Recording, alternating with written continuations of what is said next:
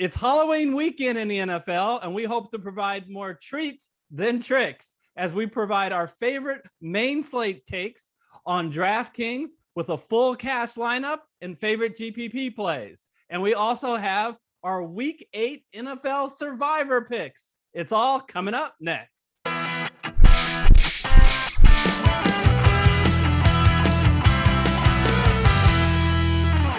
Hello, everyone. I'm Eric Lee. And I'm Michael Wiley, and we're the Fantasy Football Consultants. Quick shout out to our FFC community for being so active in the comment section with their takes on the main slate on DraftKings. A shout out to Laura with her great CJ Uzomah pick. Brian Taylor's Chris Godwin take was great, despite Evans stealing 3 TDs, and Rocky's Tua call. Final reminder that we only have a few more weeks for you to qualify for the free to enter contest for a prize pool of $200. So get your best takes in the comment section. All the details are in the description. And folks, if you're enjoying the show, please remember to always smash the like button, share the video with your friends. And if you haven't yet, hit that red subscribe button followed by the bell icon. Thanks for responding to our appeal last week, where you guys clicked the like button more than any other video for us this year. And if you're only interested in our NFL Survivor content, feel free to use the timestamps because we're going into the studio on the main slate on DraftKings with our Week 8 takes. And what we usually say is you want to pay up for that bell cow running back. But gosh, do you want to pick Derrick Henry? We correctly faded him last week. He's come down a little in price at $8,900. What do you think? Well, he draws the Colts this week, and the Colts are looking pretty strong on the defensive front. I think are, as you can see there, one of the better teams against the run. And this is obviously an interdivision game. It's going to be a good one. I'm excited to see how the game rolls out. And then Alvin Kamara is even more dangerous with the Tampa Bay draw. Best rushing defense, in my opinion, in the NFL, even though it shows 18th there, because they do give up some throws to the receivers, which is how Kamara has, historically scored all his points, and he did that this last week, but not this year. If you look at how he's been utilized by the Saints this year. And so, those two guys are just a little too expensive, in my opinion, this week. Yeah, and Christian McCaffrey is out, so you get all the way down to $7,900, and we're gonna go even cheaper with a guy. Here's our mantra here at Fantasy Football Consultants: we do not have any shame for garbage time. It doesn't matter where you get your fantasy points; it just matters that you get your fantasy points. So you probably figured out who I'm talking about.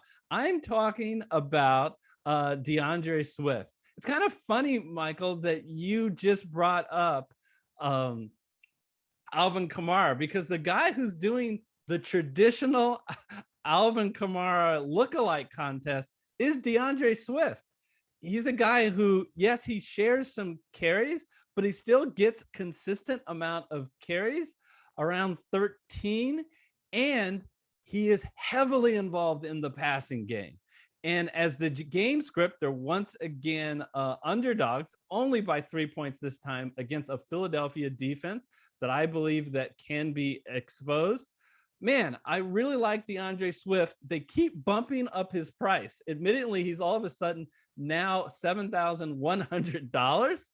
But in a situation that he's at home, and like I said, he's game script proof. It doesn't matter whether it's they're ahead or behind. Swift is been delivering this year. Yeah, I tell you what, I really feel sorry for these Detroit Lions fans. I gotta say, I think Dan Campbell's doing a pretty good job there. I know it's hard to say that when a team's 0-7, but they continue to be in games against good teams every week. I like how they're running the offense with Jamal Williams and DeAndre Swift switching off, and Swift is getting the big play opportunities, and he's just a big play guy. They're going to continue to move the ball and put up yards and even points with their running backs. And so I think DeAndre Swift, he's going to continue. He's only had one game that wasn't great, and it was even still a decent game in Chicago. Yeah, they're the only winless team, but they're not the worst team in the NFL.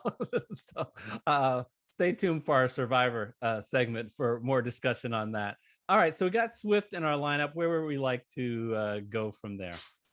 Well, I like this idea of picking on the worst rushing defenses in the league, and that goes with coming off a bye, Jacksonville at Seattle this week. Hey, hey, hey, hey, They be call it nice. what it is, Eric. I know it looked for a while there like they were keeping the Saints offense down, but Kamara went off. And that's because Seattle's defense is just prone to running back play. And James Robinson is the workhorse. I think that after a couple first few weeks where they didn't know how to use him, he's obviously been putting up fantasy points for the last 4 weeks. Coming off a bye, I really like this play at Seattle. Yeah, and the defense by Seattle is definitely hurt by the offense of Seattle. I mean, they're just a completely different offense without Russell Wilson. They're not sustaining long drives, so it gives the other offense lots more opportunities. And do you remember, Michael? It was you and me. Maybe, just maybe, Michael, their head coach was watching our show because we were complaining at the beginning of the year. Why are they misusing James Robinson? What is this Carlos Hyde nonsense that he's sharing carries? Look how poorly he did at the beginning of the year. Last week, James Robinson got 92% of the snaps. Do you know who the carry load between he and Carlos Hyde? 20-0.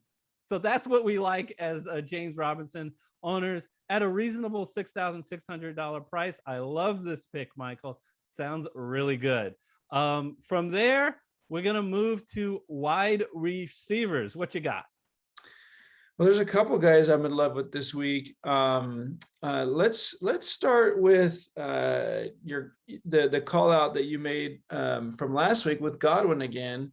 I know I'm going a little bit out of order on what we had, but Godwin is cheap. Let's see. He's no longer top of the class with the 6,400 from a pricing perspective.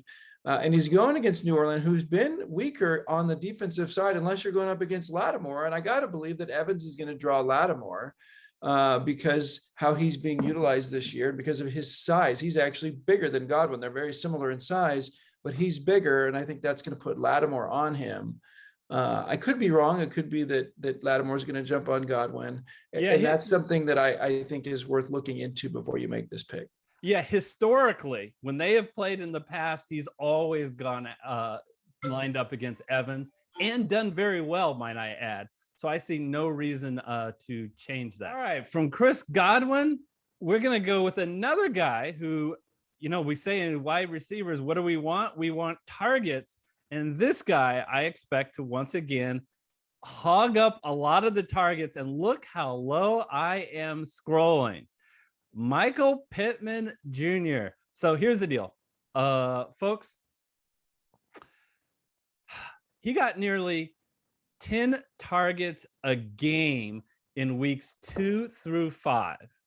Then T.Y. Hilton came back, and T.Y. Hilton got hurt again didn't play in week 7. He's questionable this week. So we love this pick if T.Y. Hilton is out. We still like this T.Y. Hilton pick, this Pittman pick if Hilton is back, because he's got a dream matchup against a Tennessee defense how do I put this, Michael? Their secondary is not good.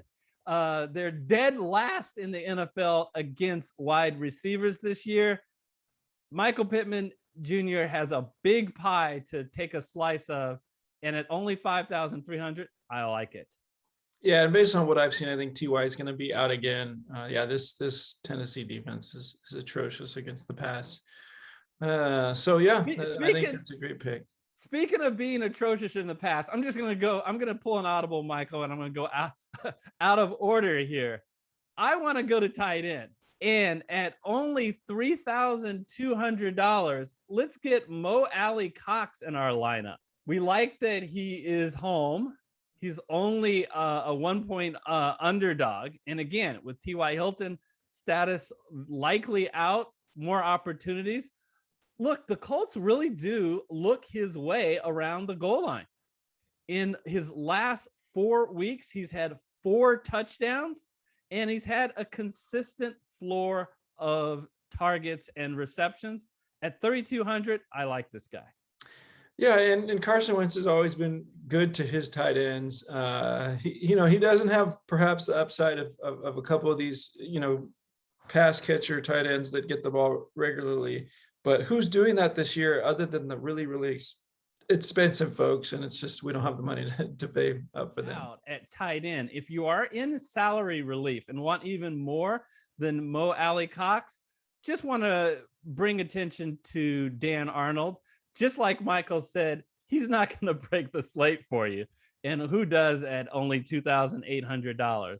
But he is the clear number one tight end on Jacksonville. He was on 62% of the snaps.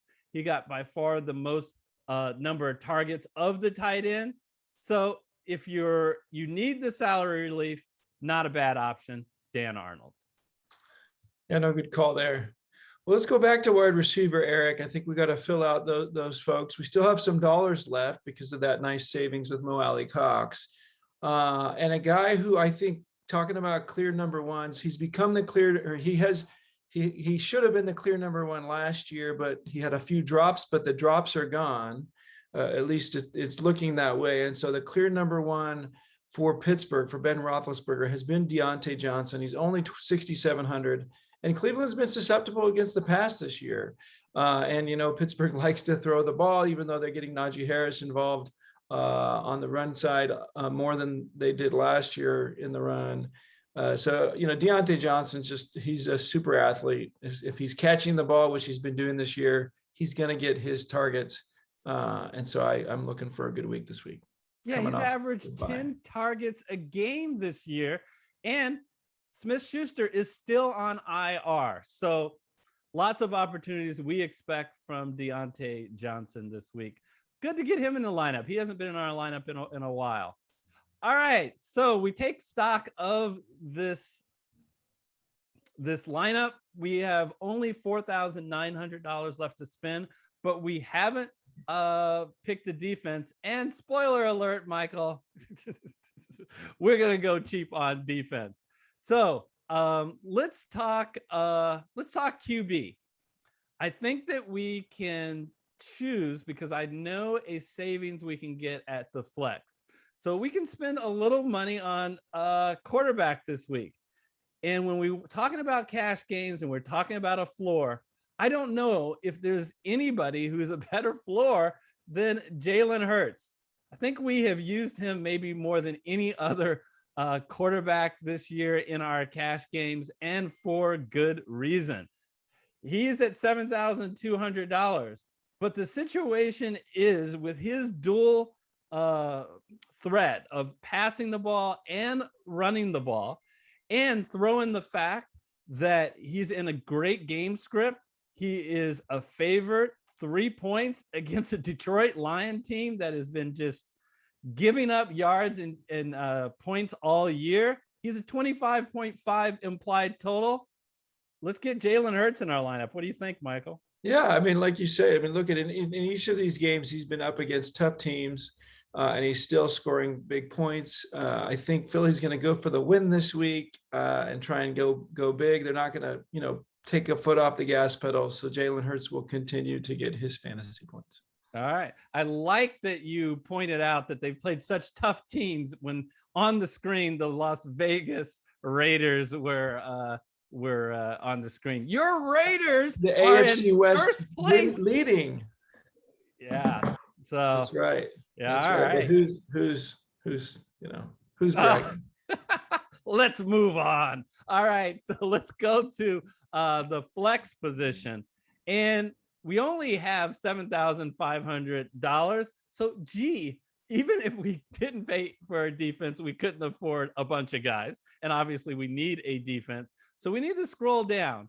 But I like at $5,400. Michael, let me just ask the viewers to just think about it. If I said I can get you a guy who is clearly the bell cow, who is favored and plays a 23 ranked run defense, you'd be all in at maybe $7,000.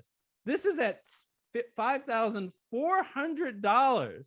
Eli Mitchell, the new running back for San Francisco. Look, folks, here's the deal. In the last 2 weeks, he's had 18 of the 21 running back carries last week, and then the week before, 9 of 11. Now, you might say, 9? Wait a minute. Why only 9 attempts? He's not good, Eric. Hey, I wouldn't lead you astray. Trey Lance was the quarterback, and he took 15 carries away. Trey Lance is either hurt or will likely be the backup if he comes back. With Garoppolo there, you can again expect that he is going to get in the high teens in carries. He is a guy they look to at the goal line. Look, I don't love his passing game, exposure, but come on, he's $5,400. I'll take the bell cow nature and the goal line. Yeah, I mean, San Francisco needs to use the run if they're going to win games. They're up against Chicago this week, and so I see them using the run quite a bit this week. So yeah, I like it. It's a pretty inexpensive pick. All right, so let's move over to defense, and let's see who are all the many defenses that we can choose. All right, let me put it this way.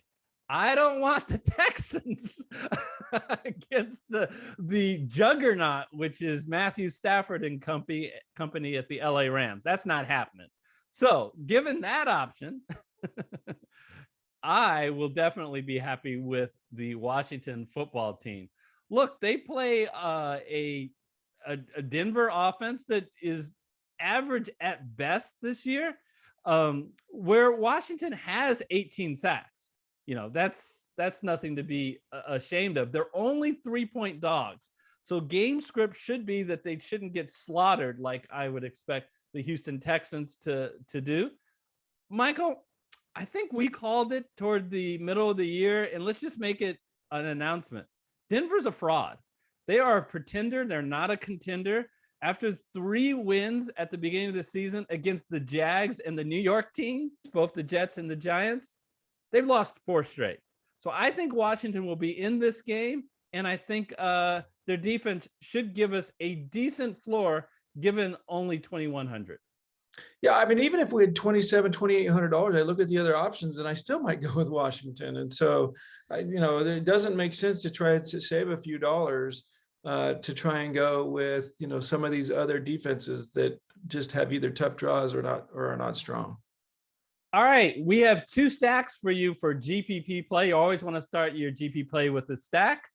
Michael, this one admittedly is pretty expensive at $23,400, but it's that Ram-Houston game. Stafford and Kupp has just been undeniably the best connection in the NFL this year by far, so it's hard not to like that. And in a kind of a revenge game, Brandon Cooks running it back against his old team. I think Houston's going to get way behind, and for them they're going to go to their number one weapon and Brandon Cooks. Admittedly expensive at $23,400 if you want to try that stack. Yeah, and you're trying to go for upside here. Obviously, Cooper Kupp has done a great job there. Similarly, I look at that Buffalo-Miami game and see, coming off a bye, Allen to Diggs. I think it's time for Diggs to start having some breakout weeks. And if you're going to use those 2, you got to run it back with Waddle, who's been the number 1 for Tua. I think he's clearly going to be the number 1 again this week. So kind of similar story. I think it's $22,500, so a little bit cheaper than that Rams Houston play. Maybe not quite the same upside, but similar. So I like it. All right, let's go to the studio. This is going to be a fun one, and look at the NFL Survivor picks for Week 8. Michael, once again, all the big favorites came through for folks. We only lost 2 people who put their faith in the Miami Dolphins. I am telling you, folks, don't get too cocky. The upsets, they are coming. It always happens. So let's just hope it's not to the team that we're going to go with this week. Let's take a look at those the games that we think you should be considering. There's 4 big favorites. The LA Rams, once again, they are 14.5-point favorites at home against Houston. Buffalo right behind them at home, 13.5 points over the Miami Dolphins, and then two teams that are 9.5-point favorites. Kansas City, 9.5 at home against the Giants. And who would ever have thunk it, Michael? Cincinnati Bengals are on the road, yet they're 9.5-point favorites at the New York Jets. So there's only one other game, Michael, that I want to talk about before we get to these four main games. It's the team that I thought I was going to go with this week. My very own Seattle Seahawks playing at home against what I thought was the worst team in football, the Jacksonville Jaguars. But guys, you cannot pick the Seahawks without Russell Wilson. They're just a completely different team. They're a much worse team, even though they've stayed in games because their defense has come up. And Wilson will be back. Week 14, they play Houston. Week 17, they play Detroit. So save Seattle. Don't get nutty and pick the Seahawks. Michael, they're the fifth most popular pick after these four teams. I don't understand what people are doing.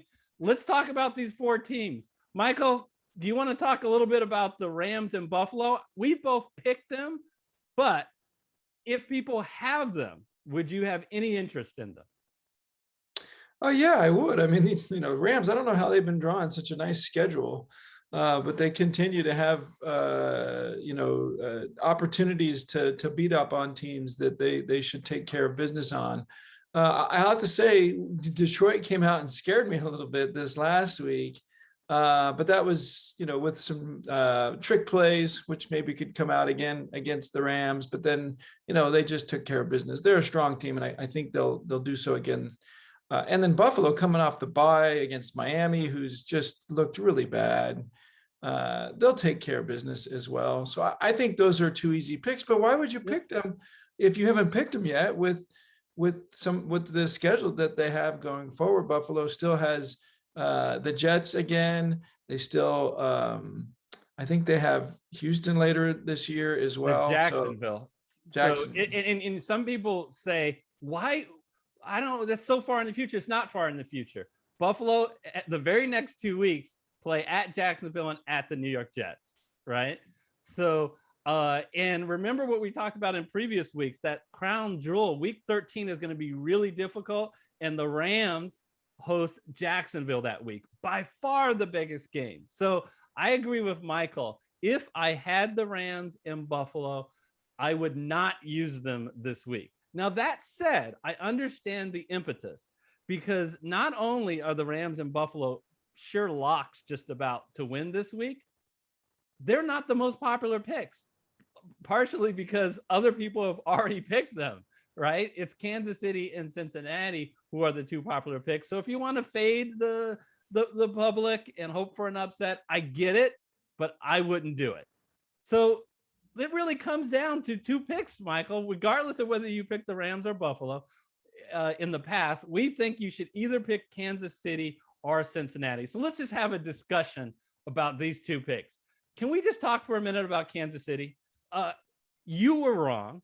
I was wrong. The world was wrong so far on Kansas City, right? We thought that this team was probably going to be maybe the team that had the best record in all of football. We've got Kansas City playing the Giants this week, right? And you normally want to pick on a really weak team, right? You want to pick a team that's under 500, a team that's in last place in the division, and a team who's had a quarterback that's had a disappointing season. I'm talking about Kansas City, not the New York Giants. I mean, that's the way it's been going so far with Kansas City. Tell me, what's going on with Kansas City this year? Yeah, I don't know. I mean, I think there's bad juju going on there. Some of it could be two long postseasons in a row having an impact. Their offensive line still hasn't gotten it right, and everybody has known that their defense is not stellar, and people have been exploiting that. Pat Mahomes has looked a little bit lost. They need to right their ship. I think they're going to start the righting of the ship this week. But why bet on them now when they're not right, when you can bet on them in the future when I think they will be right? I hope it doesn't take the bye week, because that's a long ways away for them. But for me, it's also the Cincinnati pick. I mean, well, let's hang on. We'll get to Cincinnati, but I want to continue to talk about this Kansas City New York Giant game. So to me, I think everything you said was so correct. I mean, their defense is struggling. Mahomes has had a tough season, but it's the great equalizer, turnovers in the NFL. And Kansas City is not taking care of the football. They had 3 turnovers against Tennessee, 4 against Buffalo, and 4 against the Chargers, and they lost all of those games. Now, the good news is that the Giants are nowhere near the quality of any of those teams. It looks like Saquon Barkley, they're by far their best player, will once again be out. If somehow he's a surprise active and plays, run away from this pick. But that would be an argument to pick Kansas City. Got a scare with Pat Mahomes taking that big hit, but he has cleared the concussion protocol. So I'm assuming he is a definite start. It looks like he is at taping. Obviously, if that's not the case, run from this pick as much as possible. So, but I talked about this Giant team.